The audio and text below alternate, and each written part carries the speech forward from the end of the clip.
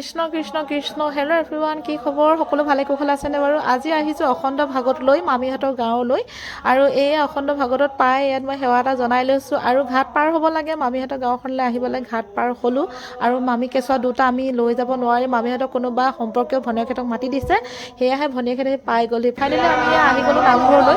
আৰু আহিয়ে এতিয়া নামঘৰৰ পৰিৱেশখিনি আপোনালোকক দেখুৱাম। আৰু খুব ভাল লাগিছে, এনেকুৱা এটা অনুষ্ঠানত আহিব পোৱাটো ভাগ্য বুলি ক'ব লাগিব। আৰু চবৰে অহা ভাগ্য নাথাকে, আমি বহুত দূৰৰ পৰা আহিছিলোঁ ক'বলৈ, আমাৰ গাঁওখন অলপ দূৰ আছে। মামীয়ে লগ ধৰাৰ কাৰণে মই আহি পাই গ'লোহি। তাৰপৰা এতিয়া আৰু তামোল পাণ শৰাই ধূপ ধূনা জ্বলাই মেলি ভিতৰত যাম, অকণমান ভাগৱত পাঠ পঢ়া চাব লাগিব। সেয়েহে গেটৰ সন্মুখতে ৰৈ আছোঁ, এতিয়া ভিতৰলৈ যাবলৈ ৰৈ আছোঁ। আৰু চাকি বন্তি দিয়ে অকণমান বহি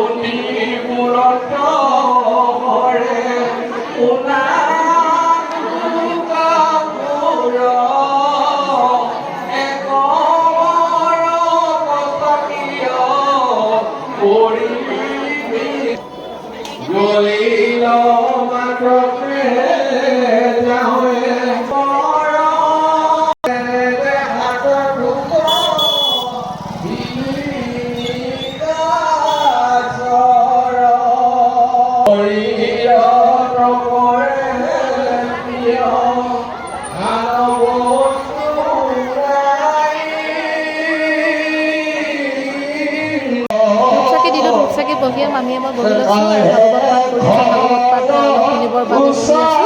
ভাগৱত পাঠ শুনিব লাগে, মন প্ৰাণ ভাল হয়, পবিত্ৰ পবিত্ৰ লাগে।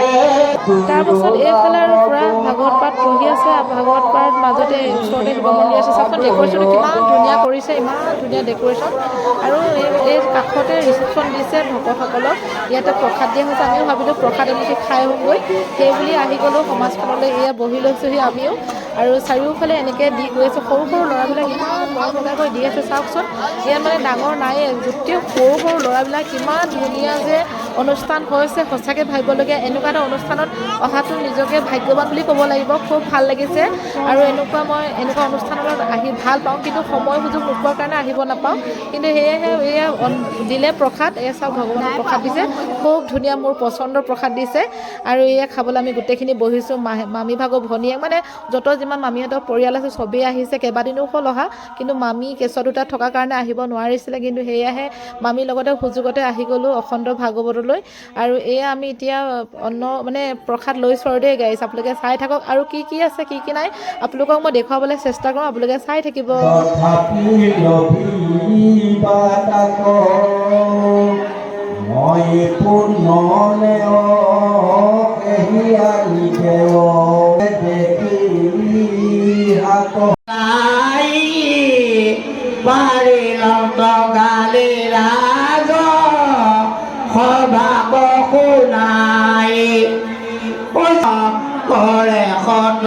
চ' ফাইনেলি প্ৰসাদ মন্দিৰ খাই আহি আকৌ অখণ্ড ভাগৱত পাঠ পঢ়া অকণমান শুনিবৰ বাবে আহিছোঁ। আৰু অথনি ইমান শুনিব নাপালোঁ, মামীহঁতে খৰদৰ কৰি আমি প্ৰসাদ মন্দিৰ খাই আহিলোঁগৈ। বহুত ভাল লাগিলে, আৰু এনেকুৱা অনুষ্ঠানত আহিবলৈ খুব ভাল পাওঁ। সেয়া অকণমান এতিয়া আপোনালোকেও শুনক, আৰু মই দেখুৱাবলৈ আপোনালোকক চেষ্টা কৰিম।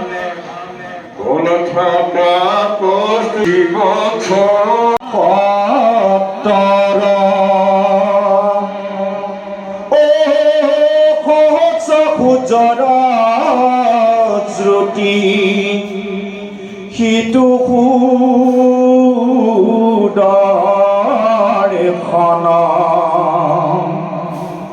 দূৰ ভৈল অন্ধকাৰ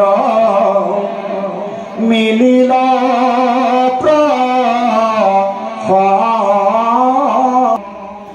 মহামোহ অন্ধকাৰ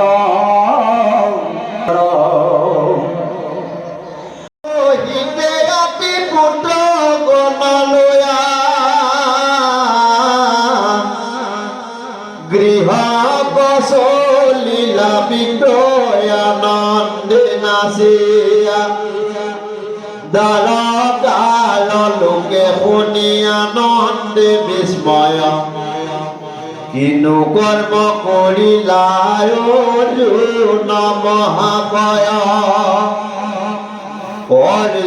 কৃষ্ণ কৃষ্ণ এয়া ভাগৱত পাঠ শুনি এতিয়া বৰ্তমান ঘৰলৈ যাবলৈ ওলাইছোঁ। ওচৰতে নামঘৰ, ওচৰতে মামীহঁতৰ ঘৰ। আকৌ আবেলিলৈও আহিম। আজি ভাগৱত পাঠ পঢ়া আৰু ইয়াত কি কি অনুষ্ঠান কৰিছে আপোনালোকক অকণমান দেখুৱালোঁ। আপোনালোকৰ কেনেকুৱা লাগিলে মোক কমেণ্ট কৰি জনাব। এতিয়া আমি ঘৰলৈ যাবলৈ ওলাইছোঁ, অকণমান জিৰণি লওঁগৈ। আবেলিলৈ আকৌ আহিম। আবেলিখিনি আকৌ আপোনালোকক দেখুৱাবলৈ মই চেষ্টা কৰিম। গতিকে ভগৱানৰ গুণ সদায় শুনি থাকিবলৈ মন যায়, নহয়নে বাৰু?